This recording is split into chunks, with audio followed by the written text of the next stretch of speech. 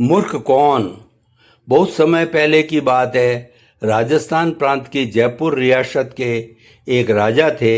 उनके मंत्रिमंडल में विद्वान, कवि, वैद्य, राजनीतिज्ञ, अर्थशास्त्री, खाद्य मंत्री, वित्त मंत्री आदि सभी थे।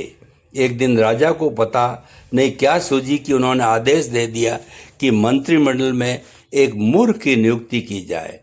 जिस भी सभा सद ने यह बात सुनी तो वे सब बड़े आश्चर्यचकित हुए और आपस में कानाफूसी करने लगे कि ये राजा को क्या हो गया है, कहीं राजा का दिमाग तो नहीं चल गया है। इस प्रकार की और भी बहुत सारी बातें वे आपस में करने लगे, लेकिन इतनी हिम्मत किसी में नहीं थी कि वह राजा के आदेश के विपरीत बोल सके। अतः पूरी रियासत में ढिंढोरा पिटवा दिया कि राज दरबार में मूर्ख की एक नई पोस्ट सृजित की गई है। इच्छुक व्यक्ति आवेदन करके इस पद को प्राप्त कर सकता है।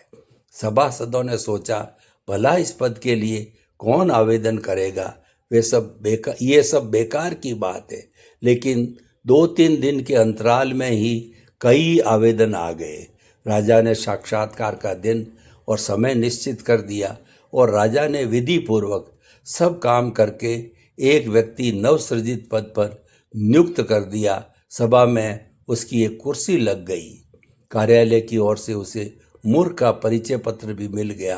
अब वह भी अपने परिचय पत्र को गले से लटका कर अपनी कुर्सी पर बैठा रहा।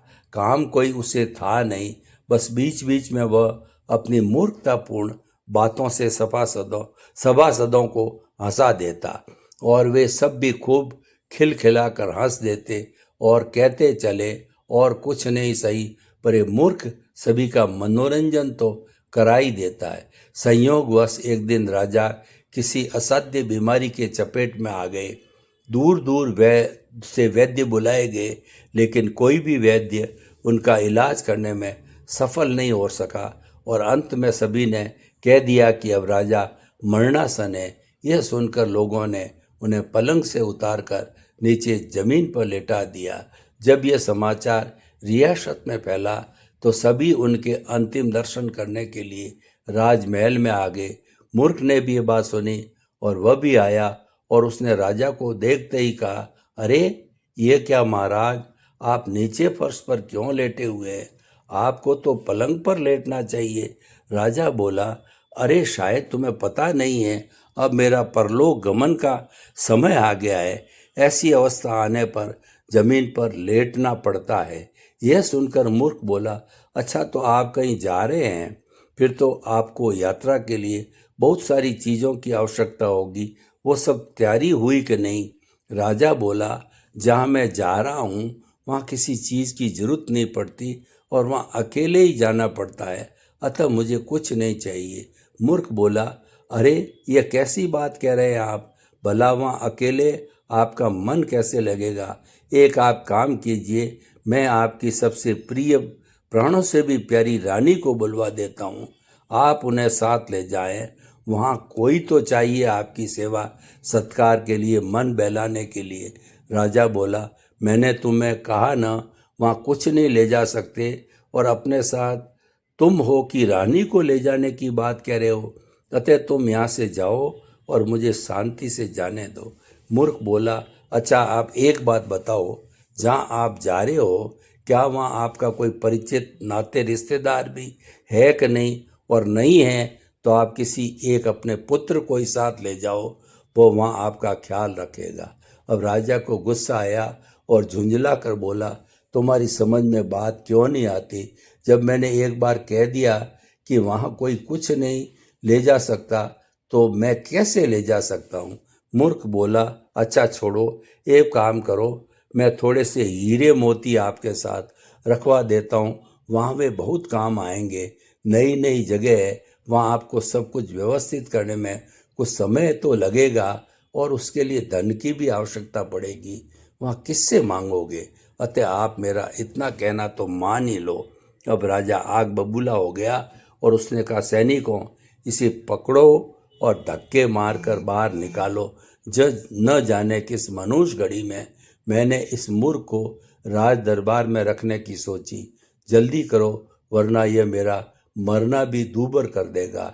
इतना सुनते ही सैनिक दौड़े मूर्ख को पकड़ने, लेकिन जब तक वे उसे पकड़ते उससे पहले ही वह राजा से बोला, हे राजन, आपने मेरी इतनी सारी मूर्खतापूर्ण बातें सुनी हैं, बस एक बात और सुन लीजिए, फिर मैं अपने आप यहाँ से चला जाऊंगा।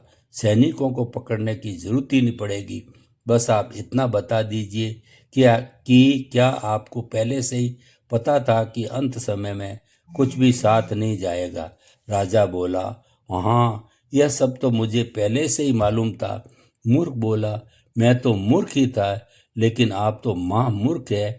और उसने अपना परिचय पत्र गले से उतारकर राजा को पहना दिया और बोला, जब आपको यह सब पहले से ही पता था तो क्यों जीवन भर हिंसा करते रहे, क्यों लोगों को सताते रहे।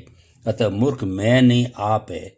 यह सुनकर राजा की आंखें खुल गई और उन्होंने उसके पैर पकड़ लिए। लेकिन अब क्या फायदा मित्रों, यह कहानी बस एक उस राजा की नहीं है, अपितु हम सब राजाओं की भी कहानी इससे मिलती जुलती है।